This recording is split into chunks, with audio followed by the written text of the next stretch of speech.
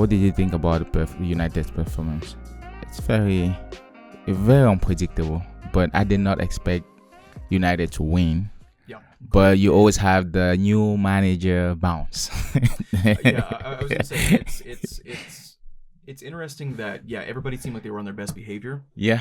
But it also felt like they were all adhering to some sort of like-minded tactic as well. It wasn't just that everybody was playing harder than normal. Everybody seemed to be more focused, but they were focused on a singular task, which means that somebody had to have talked to them.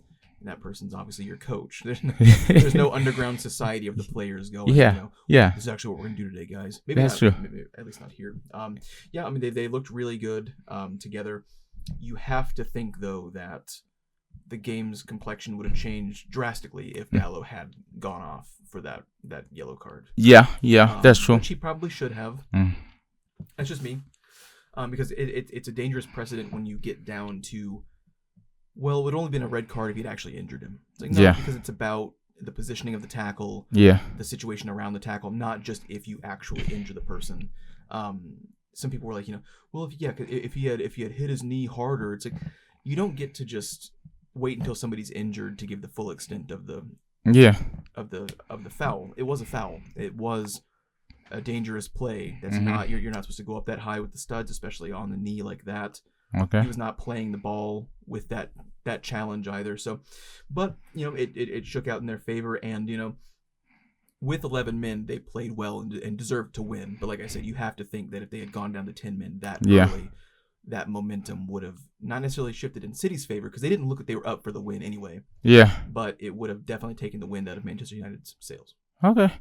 I think City got lucky actually. It could have been 5-0. Oh yeah, they were so lucky. But something very interesting that I don't know, Pep Guardiola. There's a little bit of tactics that I think he hasn't unclocked yet with this new City. I think the problem hasn't been diagnosed yet, and the solution to his problem is buy more players. And they keep buying more players, but I think they have a real problem, which I'm not sure exactly where the fix is to happen. Now, losing extremely efficient players, having those kind of players for so long, you fall in a slumber thinking, if I can replace this without necessarily replacing the skill set. David Silva's going to be here forever. No, he's been gone for a while. You never, you replaced, in theory, you were replacing David Silva with Kevin De Bruyne, which makes sense. I mean, they shared time together, but that's the style, that's the quality that you're looking at, facilitating the transition between David Silva and Kevin De Bruyne. So you had between all of Kevin De Bruyne's time there to go, okay, well, we need to be looking at another world-class attacking, creative midfielder to replace him because he just replaced David Silva. And you replaced Fernandinho with Rodri in an upgrade.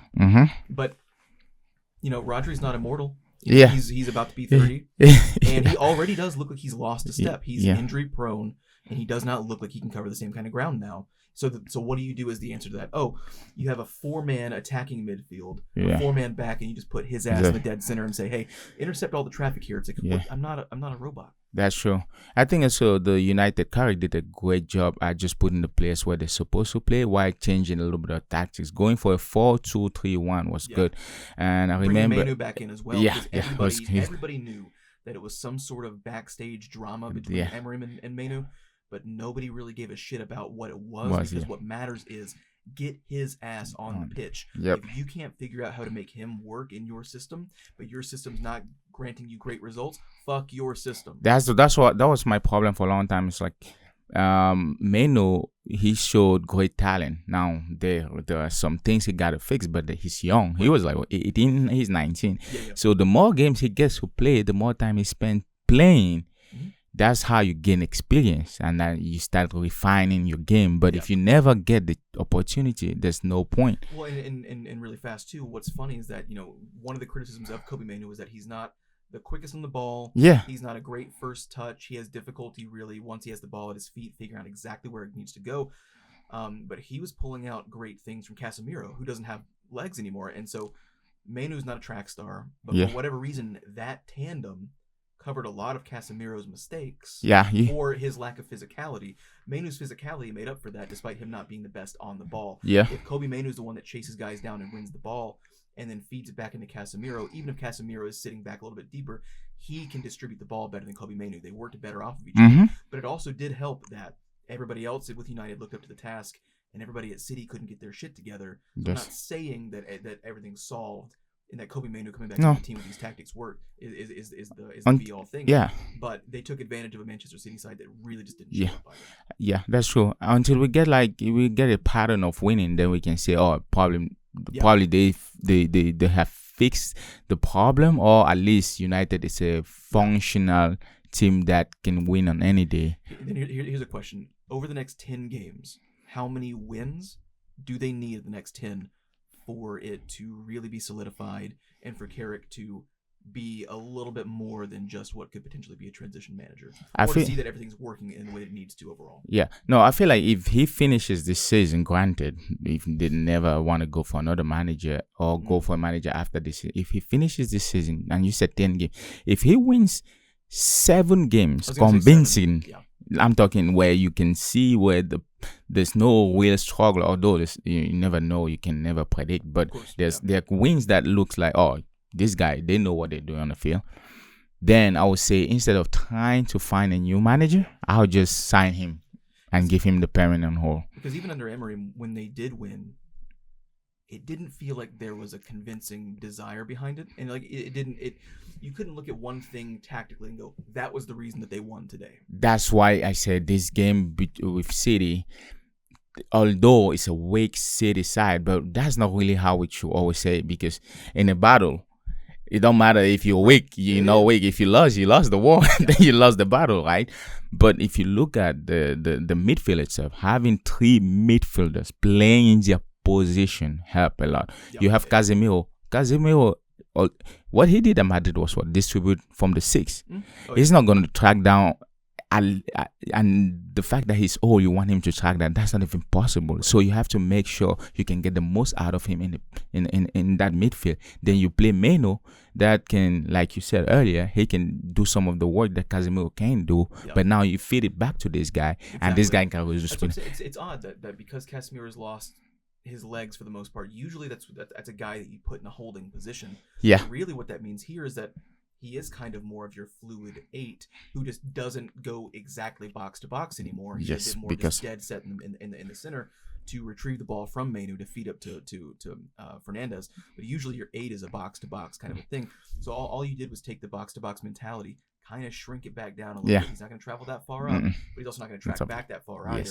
Keep him in the middle to intercept and shut down passing lanes. And all of a sudden, he looks pretty good, because you can be 45 and still be a great passer. That's true. So passes don't lie. You can do it all. If you can set up a system, Toni Kroos could come back into Real Madrid and just sit in the dead center, just feed great passes. Yes, and not even walk exactly. If there's less run, less physical tasking on the board, he can do it. And the fact that playing 4 defenders help too, because that was my problem. Yes. You don't have the guys to apply a 3 defender tactical mindset. Then you take Shaw or Martinez or Maguire or all this. You want to play 3 different. That don't make sense. Yeah. And these guys are really prone to errors because they're not really confident on the ball like that.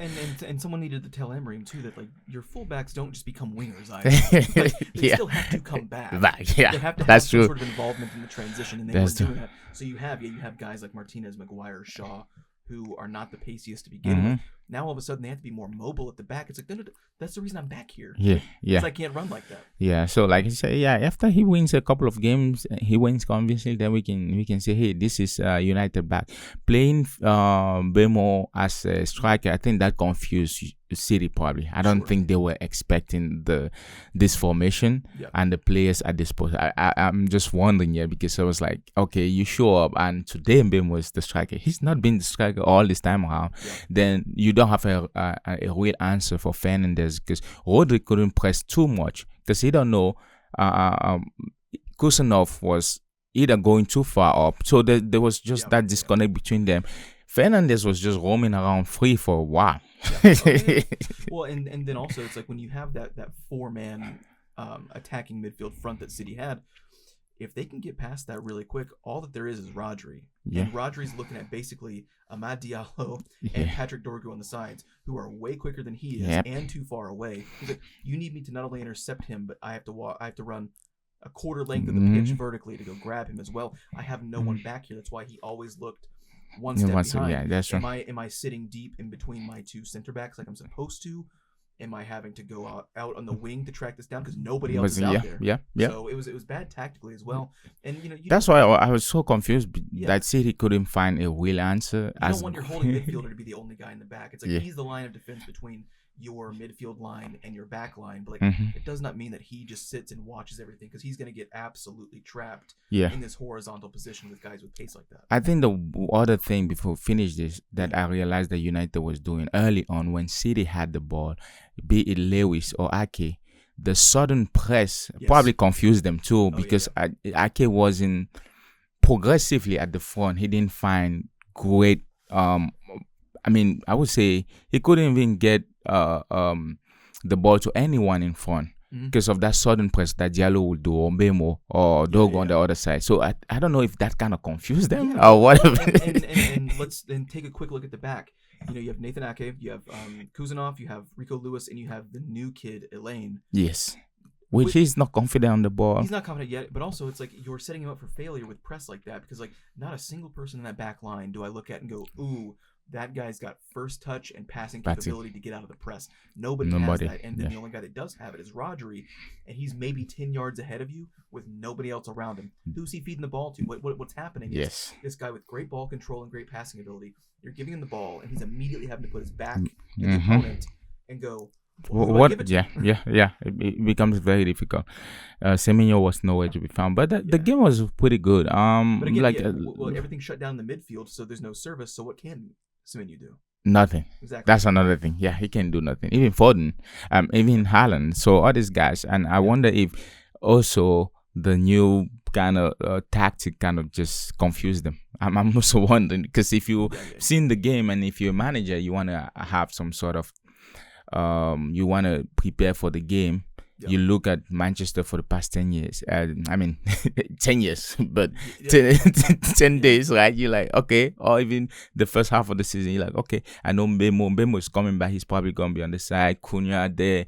It's like, okay, I can prepare. Then you show up, and none of that happens. Even at home, Manchester United, they were always sneaking out wins away because they had a bit more confidence. Like, when they were at home, that's when you're supposed to play your game. Yeah. And they didn't have enough tactics to be able to dominate in a way which everyone was on the same page. So you're also City, and you're expecting not a lot of tactic. You're expecting to just kind of hold on to the ball, and not even for like extreme possession to wait for build up or quick counters. They're kind of just holding on to the ball, going, okay, well, we don't really feel confident in what we're doing. So when you do finally see that, and there is an impressive kind of press in that back line. Yeah, that's a big stun. Yeah. I think that was it. That sudden press kind People of. People are gonna probably have to get used to not going to Old Trafford anymore and being able to impose their will. Whether they won the game or not was beside the point. But you were able to go there as the away side and almost dictate the pace of the game with your tactics. But now that they have tactics of their own, who fucking figured it out? It's like we said. So if they play like that for the next 7 games or 7 out of 10, then and they have Arsenal next as well, which is interesting. Oh, let's see how that'll work out for them.